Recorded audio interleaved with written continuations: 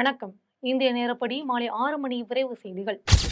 மாநிலங்களவையில் வந்தே மாதரம் பற்றிய விவாதத்தில் பேசிய மத்திய உள்துறை அமைச்சர் அமித்ஷா, நாட்டில் பல சிக்கல்கள் இருக்கும்போது வந்தே மாதரம் பாட்டை பற்றிய விவாதம் ஏன் என கூறி காங்கிரஸ் உறுப்பினர்கள் திசை திருப்புவதாக குற்றம் சாட்டினார். வந்தே மாதரம் பொன்விழாவின் போது அந்த பாட்டை ஈரடியாக சுருக்கியவர் அப்போதைய பிரதமர் ஜவஹர்லால் நேரு என குற்றம் சாட்டினார். மாநிலங்களவையில் வந்தே மாதரம் பாட்டை பற்றிய விவாதத்தில் பேசிய எதிர்க்கட்சித் தலைவர் மல்லிகார்ஜுன கார்கே, பிரதமரும் உள்துறை அமைச்சரும் ஜவஹர்லால் நேரு மீது வசைப்பாடியது ஏன் என வினவினார். காந்தியடிகள் ஒத்துழையாமை இயக்கத்தை தொடங்கிய போது காங்கிரசின் லட்சக்கணக்கான தொண்டர்கள் வந்தே மாதரம் என கூறி சிறை புகுந்ததை நினைவு கூர்ந்தார். அதே நேரத்தில் RSS இயக்கத்தினர் பிரிட்டிஷ் அரசுக்கு சேவகம் செய்ததாகவும் அவர் குற்றம் சாட்டினார். புதுச்சேரி உப்பளம் மைதானத்தில் தமிழக வெற்றி கழகத்தின் பொதுக்கூட்டம் நடைபெற்றது. இதில் அந்த கட்சியின் தலைவர் விஜய் கலந்து கொண்டு பேசினார். அப்போது திமுகவை நம்ப வேண்டாம் என்றும் மக்களை ஏமாற்றுவதே அவர்களின் வேலை என்றும் கூறினார். புதுச்சேரியில் சட்டம் ஒழுங்கும் பாதுகாப்பும் சிறப்பாக உள்ளதாக கூறி பாராட்டினார். புதுச்சேரிக்கு மாநில தகுதி வழங்க வேண்டும் என்கிற மக்களின் கோரிக்கையை மத்திய அரசு இன்னும் நிறைவேற்றவில்லை என்றும் விஜய் சுட்டிக்காட்டினார். ஒடிசா மாநிலம் கட்டாக்கில் இந்திய தென்னாப்பிரிக்கா அணிகள் இடையேயான முதல் 20 ஓவர் கிரிக்கெட் போட்டி இன்று நடைபெறுகிறது. இதை முன்னிட்டு இந்திய அணி தலைவர் சூரியகுமார் யாதவ், அவர் மனைவி தேவிசா செட்டி, பயிற்சியாளர் கௌதம் கம்பீர், திலக் வர்மா உள்ளிட்ட வீரர்கள் 4 பூரி ஜெகநாதர் கோவிலுக்கு சென்றனர். இந்திய அணி வெற்றி பெற வேண்டி அவர்கள் கோவிலில் வழிபாடு செய்தனர். செங்கல்பட்டு மாவட்டம் அனகாபுத்தூரில் தமிழக வெற்றி கழகத்தின் பயிற்சி பட்டறையும் வாக்குச்சாவடி முகவர் ஆலோசனை கூட்டமும் நடைபெற்றன. மதன் தலைமையில் நடைபெற்ற இக்கூட்டத்தில் மாவட்ட செயலாளர் குமார் கலந்து கொண்டு சட்டமன்ற தேர்தலில் பின்பற்ற வேண்டிய உத்திகள் குறித்து எடுத்துரைத்தார். இந்நிகழ்ச்சியில் சமூக ஊடகப் பிரிவு இணை ஒருங்கிணைப்பாளர் அறிவானந்தம், மாவட்ட இணை செயலாளர் மதன்குமார் ஆகியோர் கலந்து கொண்டனர். பெரம்பலூர் நீதிமன்றம் முன் வழக்கறிஞர் சங்கத்தினர் ஆர்ப்பாட்டத்தில் ஈடுபட்டனர். நீதிமன்றங்களில் ஃபைலிங் முறையை நடைமுறைப்படுத்த உச்சநீதிமன்றம் உத்தரவிட்டுள்ளது. இந்நிலையில் இணைய வசதிக்கான அடிப்படை கட்டமைப்புகளை செய்யாமல் ஃபைலிங் முறையை நடைமுறைப்படுத்தக்கூடாது என்றும் அந்த முறையை ரத்து செய்ய வேண்டும் என்றும் கோரி வழக்கறிஞர்கள் முழக்கமிட்டனர். இந்த ஆர்ப்பாட்டத்தில் 100க்கும் மேற்பட்டோர் கலந்து கொண்டனர். பெரம்பலூர் பேருந்து நிலைய மேற்கூரையில் 7 அடி நீளமுள்ள சாரை பாம்பு அங்கும் இங்கும் ஊர்ந்து சென்றது. இதனால் பாம்பை கண்டதும் பேருந்திற்காக காத்திருந்த பயணிகள் அலறியடித்து ஓடினர்.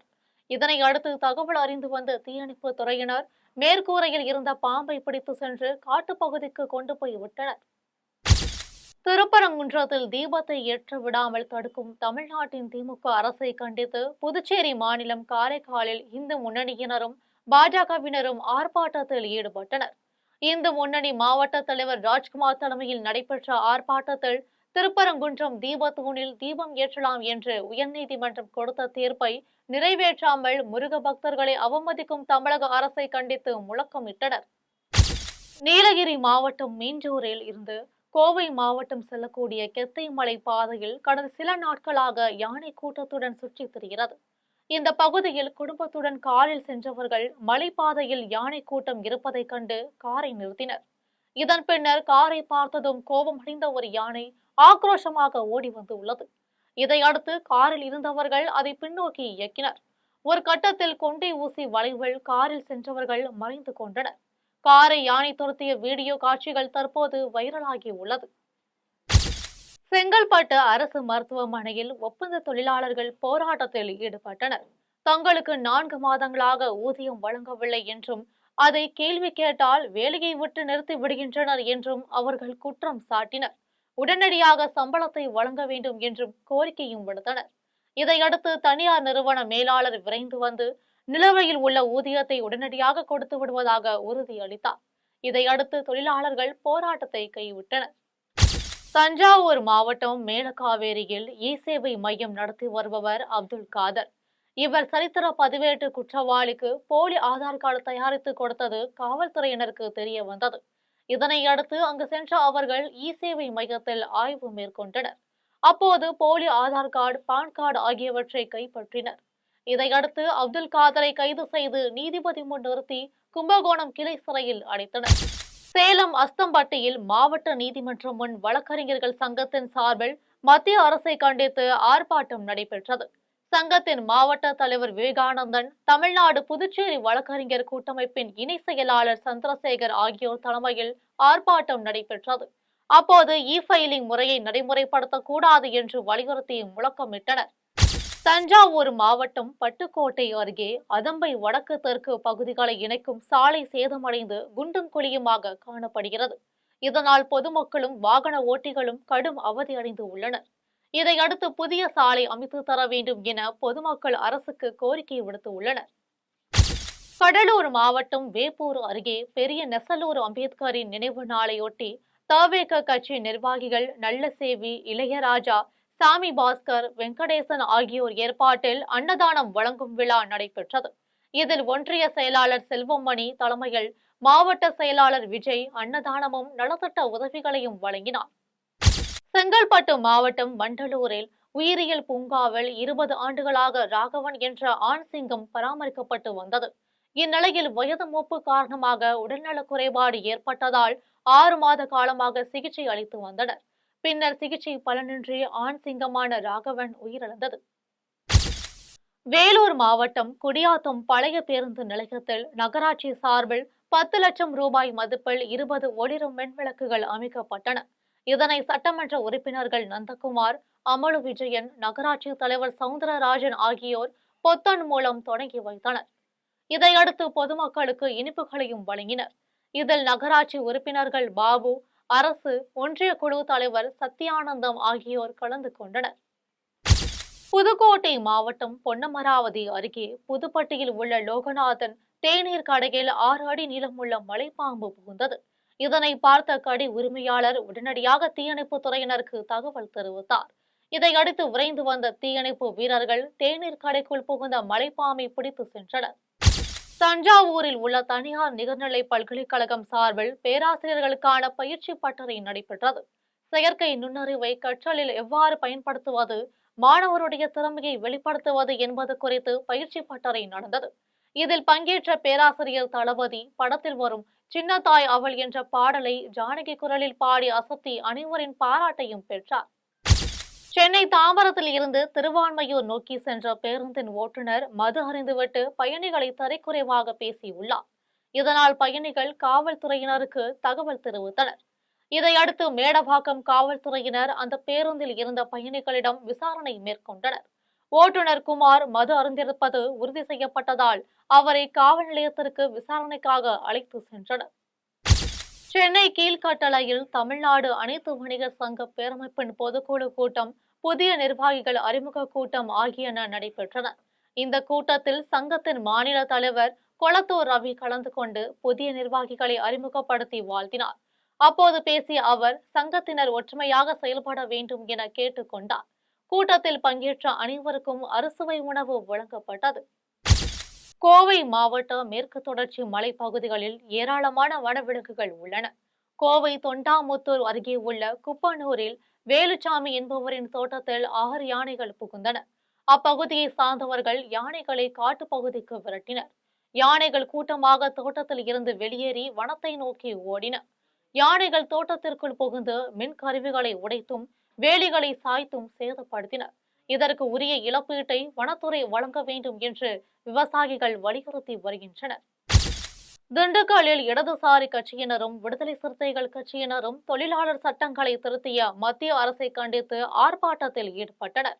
பிரபாகரன் தலைமையில் நடைபெற்ற ஆர்ப்பாட்டத்தில் மாவட்ட செயலாளர் மணிகண்டன், மைதீன் பாவா, மாநில செயற்குழு உறுப்பினர் ராமலிங்கம் ஆகியோர் கலந்து கொண்டனர். கொடைக்கானலில் 10 டிகிரி செல்சியஸிற்கும் குறைவாக வெப்பநிலை காணப்படுவதால் கடுங்குளிர் நிலவி வருகிறது. இதனால் புல்வெளிகள் மற்றும் இலைகள் மீது முத்துக்கள் போன்ற பனித்துளிகள் படர்ந்துள்ளன. நட்சத்திர ஏரியில் உள்ள நீர் ஆவியாகி மேலே பறந்து செல்கிறது. இந்த காட்சிகளை சுற்றுலா பயணிகள் கண்டு களித்து செல்கின்றனர். புதுச்சேரியில் தமிழக வெற்றி கழகத்தின் மக்கள் சந்திப்பு கூட்டத்திற்கு துப்பாக்கியுடன் வந்தவரை காவல்துறையினர் கைது செய்தனர். காவல்துறையின் விசாரணையில் அவர் சிவகங்கை மாவட்டத்தை சேர்ந்தவர் என்றும் தற்காப்புக்காக துப்பாக்கி வைத்திருந்ததாகவும் தெரிய வந்தது. ராமநாதபுரம் மாவட்ட காங்கிரஸ் கமிட்டி சார்பில் பொறுப்பு குழு உறுப்பினர் ராஜாராம் பாண்டியன் தலைமையில் சோனியா காந்தியின் பிறந்தநாள் விழா நடைபெற்றது. காங்கிரஸ் கட்சி அலுவலகத்தில் மக்களுக்கு நலத்திட்ட உதவிகளும் அன்னதானமும் வழங்கப்பட்டன. இதில் திருவாடானை காங்கிரஸ் சட்டமன்ற உறுப்பினர் கருமாணிக்கம், நகர, வட்டார, ஒன்றிய சார்பு அணிகளை சேர்ந்த நிர்வாகிகள் கலந்து கொண்டனர். காஞ்சிபுரம் மாவட்டம் திருப்பெரும்புதூரில் காங்கிரஸ் கட்சியின் தலைவர் சோனியா காந்தியின் பிறந்தநாளையொட்டி ஏழை எளிய மக்களுக்கு அன்னதானம் வழங்கினர். இதில் திருப்பெரும்புதூர் நகர தலைவர் அருள்ராஜ், கிழக்கு வட்டார தலைவர் புஷ்பராஜ், 1வது வார்டு முன்னாள் கவுன்சிலர், நகர தலைவர் பூபாலன் ஆகியோர் கலந்து கொண்டனர். வேலூர் மாவட்டம் குடியாத்தம் பேருந்து நிலையத்தில் காங்கிரஸ் கட்சி சார்பில் வட்டார தலைவர் வீராங்கன் தலைமையில் சோனியா காந்தி பிறந்தநாள் விழா கொண்டாடப்பட்டது. அவர் பொதுமக்களுக்கு அன்னதானமும் இனிப்புகளும் வழங்கினார். இதில் ஒன்றிய பொருளாளர் ஆரோன், மாவட்ட பொருளாளர் விஜயேந்திரன், நகர பொறுப்பாளர் இலியாஸ் பாஷா ஆகியோர் கலந்து கொண்டனர். கோவை நீதிமன்றம் முன்பு இ-ஃபைலிங் முறையை கட்டாயமாக்கியதை கண்டித்து தமிழ்நாடு, புதுச்சேரி வழக்கறிஞர்கள் சங்கங்களின் கூட்டுக்குழு சார்பாக ஆர்ப்பாட்டம் நடத்தினர். இதில் கோயம்புத்தூர் வழக்கறிஞர் சங்க தலைவர், செயலாளர் உள்ளிட்ட நிர்வாகிகளும் பார் கவுன்சிலர் உறுப்பினர்களும் கலந்து கொண்டனர். கேரளத்தில் தென்பகுதியில் உள்ள 7 மாவட்டங்களில் இன்று உள்ளாட்சி தேர்தலின் முதற்கட்ட வாக்குப்பதிவு நிறைவடைந்தது. திருவனந்தபுரம் ஆற்றுக்கால் அருகே தனியார் பள்ளியில் உள்ள சாவடியில் இயந்திரம் பழுதானதால் வாக்குப்பதிவு தாமதமானது. இருந்தாலும் புதிய வாக்குப்பதிவு இயந்திரம் கொண்டு வரும் வரை காத்திருந்த மக்கள் தங்களது வாழ்க்கை பதிவு செய்தனர். 7 மாவட்டங்களிலும் மாலை 4 மணி வரை 60 விழுக்காடு வாக்குகள் பதிவாகி இருந்தன. வேலூர் மாவட்ட மகளிர் அணி சார்பில் துணை முதலமைச்சர் உதயநிதி ஸ்டாலின் பிறந்தநாள் விழா முன்னாள் சட்டமன்ற உறுப்பினர் ஜெயந்தி தலைமையில் கொண்டாடப்பட்டது.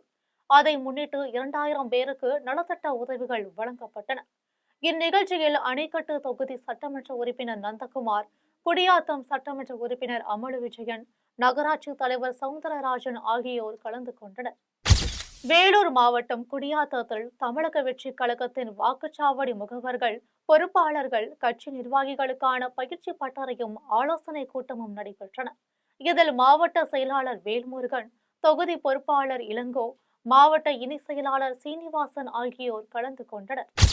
நாகப்பட்டினம் மாவட்டம் தலைஞாயிறு சுற்று வட்டாரத்தில் 9000 ஏக்கரில் நெற்பயிர்கள் நீரில் மூழ்கியுள்ளன.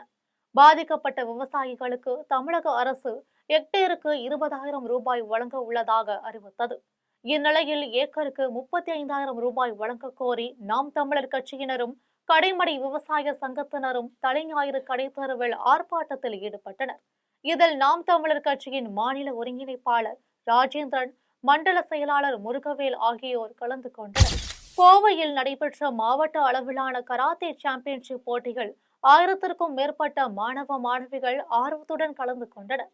கோவை இந்துஸ்தான் கல்வி வளாகத்தில் நடைபெற்ற போட்டியில் வெற்றி பெறும் வீரர் வீராங்கனைகள் மாநில அளவிலான போட்டிகளுக்கு தேர்வு செய்யப்படுவதாக ஒருங்கிணைப்பாளர் வீரமணி தெரிவித்தார். கராத்தே கோயம்புத்தூர் மாவட்ட கராத்தே போட்டி 2025 37வது போட்டி, அதாவது 37வது வருஷம். இது தொடங்கி 37வது வருஷம் போட்டி இந்துஸ்தான் கலைக்கல்லூரியில் நடந்து கொண்டிருக்குங்க. இதில் பார்த்தீங்கன்னா 2 நாள் நடக்கிற போட்டி. இந்த 2 நாள் போட்டியில் சுமார் 2500 பேர், அதில் ஒரு 1000 பேர் ஆண்கள், ஒரு 1500 பேர் பெண்கள் கலந்துக்கிறாங்க. வெற்றி பெறுவவங்களுக்கு பரிசுங்க. புதுக்கோட்டை மாவட்டம் கந்தர்வக்கோட்டையை தலைமை இடமாக கொண்டு தஞ்சை மறை மாவட்டத்தின் 100வது பங்கு தொடக்க விழாவும் புதிய தேவாலய அடிக்கல் நாட்டு விழாவும் நடைபெற்றன. இந்த திருப்பலியில் சாதி மதங்களை கடந்து அனைத்து சமுதாய மக்களும் பங்கேற்றனர். இந்த விழாவில் தஞ்சை மறை மாவட்ட ஆயர் சகாயராஜ் கலந்து கொண்டு 75 லட்சம் ரூபாய் மதிப்பீட்டில் புதிதாக கட்டப்பட உள்ள தேவாலயத்திற்கு அடிக்கல் நாட்டினார். சென்னை திருவொற்றியூர் அடுத்த சடையங்குப்பம் ஃபர்மா நகரில் பீலிகான் முனீஸ்வரர் அங்காள ஈஸ்வரி ஆலயத்தில் கும்பாபிஷேகத்தை ஒட்டி பல்வேறு பூஜைகள் நடைபெற்றன. ஊர் நிர்வாகிகள், கோவில் பூசாரிகள் மேலத்தாளம் முழங்க கலசத்திற்கு புனித நீரை ஊற்றி கும்பாபிஷேகம் செய்தனர். இதில் ஏராளமான பக்தர்கள் கலந்து கொண்டு தரிசனம் செய்தனர். அனைவர் மீதும் புனித நீர் தெளிக்கப்பட்டது. விழாவில் கலந்து கொண்ட அனைவருக்கும் அன்னதானமும் வழங்கப்பட்டது. செங்கல்பட்டு மாவட்டம் அச்சிறுபாக்கம் ஆட்சீஸ்வரர் கோவிலில் ஆருத்ரா தரிசன விழாவை ஒட்டி நடராஜ் பெருமானுக்கு சிறப்பு அபிஷேகமும் அலங்காரமும் செய்து ஆராதனை நடைபெற்றது. இதன் பின்னர் நடராஜ பெருமானும் சிவகாம சுந்தரரும் மாட வீதிகளில் வலம் வந்து பக்தர்களுக்கு அருள் பாலித்தார். விழாவில் கலந்து கொண்ட பக்தர்களுக்கு அன்னதானமும் ஆருத்ரா களியும் வழங்கப்பட்டன. சேலம் மாவட்டம் தலைவாசல் அருகே வடகுமறையில் வள்ளலார் ஞான சபை அமைக்கப்பட்டு மாதந்தோறும் பூச நட்சத்திரம் வரும் நாளில் சோதி தரிசனம் காண்பிக்கப்படுகிறது. இதில் ஏராளமான பக்தர்கள் கலந்து கொண்டு தரிசனம் செய்தனர். பின்னர் அனைவருக்கும் அன்னதானமும் வழங்கப்பட்டது. தேனி பெத்தாச்சி விநாயகர் கோவிலில் கார்த்திகை மாத திங்கட்கிழமையில் விநாயகருக்கு சிறப்பு அபிஷேகம் செய்து மலர்களால் அலங்கரித்து தீபாராதனை நடைபெற்றது. தொடர்ந்து பூசிக்கப்பட்ட கலச நீராலும் சங்குகளாலும் சங்காபிஷேகம் சிறப்பாக நடைபெற்றது. இதில் ஏராளமான பக்தர்கள் கலந்து கொண்டு சங்காபிஷேகத்தை கண்டு தரிசித்து சென்றனர். திருவாரூர் மாவட்டம் மன்னார்குடியில் மகரிஷி கோவில் என்று அழைக்கப்படும் கோவிலையும் வாசுதேவ பெருமாள் கோவிலில் கும்பாபிஷேகம் நடைபெற்றது. கோவில் வளாகத்தில் யாகசாலை அமைக்கப்பட்டு பூஜைகள் நடத்தப்பட்டது. 3 நாட்களாக யாக குண்டங்களில் மங்கள பொருட்களை போட்டு பூஜை செய்தனர். ஸ்ரீதேவி பூதேவி சமேத வாசுதேவ பெருமாள் மற்றும் மகரிஷிகளுக்கு புனித நீர் ஊற்றி கும்பாபிஷேகம் நடப்பட்டது. இதில் ராஜகோபால சுவாமி கோவில் அறங்காவலர் குழு தலைவர் கருடா இளவரசன், கோவில் நிர்வாக அதிகாரி மாதவன் ஆகியோர் கலந்து கொண்டனர். திருவண்ணாமலை அண்ணாமலையார் கோவிலில் பாட்டாளி மக்கள் கட்சி தலைவர் அன்புமணியும் அவர் மனைவி சௌமியாவும் சாமி தரிசனம் செய்தனர். சம்பந்த விநாயகர் சந்நிதி, அண்ணாமலையார் சந்நிதி, உண்ணாமுலை அம்மன் சந்நிதி ஆகியவற்றில் வழிபட்டனர். இதனைத் தொடர்ந்து அண்ணாமலையார் கோவில் நிர்வாகம் சார்பில் அவர்களுக்கு மாலை அணிவித்து பிரசாதங்கள் வழங்கப்பட்டன. இ-ஃபைலிங் முறையை கட்டாயமாக்கியதை கண்டித்து கும்பகோணத்தில் வழக்கறிஞர்கள் உண்ணாநிலை அறவழி போராட்டத்தில் ஈடுபட்டனர். இ-ஃபைலிங் செய்வதற்கான அடிப்படை கட்டமைப்புகளை மேம்படுத்தாமல் டிசம்பர் முதல் நாளில் இருந்து இ-ஃபைலிங் முறையை கட்டாயமாக்கியதை கண்டித்து உண்ணாநிலை அறவழி போராட்டம் நடைபெற்றது. இந்த போராட்டத்திற்கு வழக்கறிஞர் சங்க தலைவர் ராஜசேகர் தலைமை வகித்தார். செயலாளர் கர்ணன், பொருளாளர் ஜாக், போராட்டக்குழு உறுப்பினர் சங்கர் ஆகியோர் கலந்து கொண்டனர். இத்துடன் ஜெம் செய்திகள் நிறைவடைகின்றன. மீண்டும் செய்திகள் இன்று இரவு 8:30 மணிக்கு. செய்திகளை உடனுக்குடன் தெரிந்து கொள்ள GemLive.tv என்ற இணையதளத்தில் இணைந்தீர்கள். நன்றி, வணக்கம்.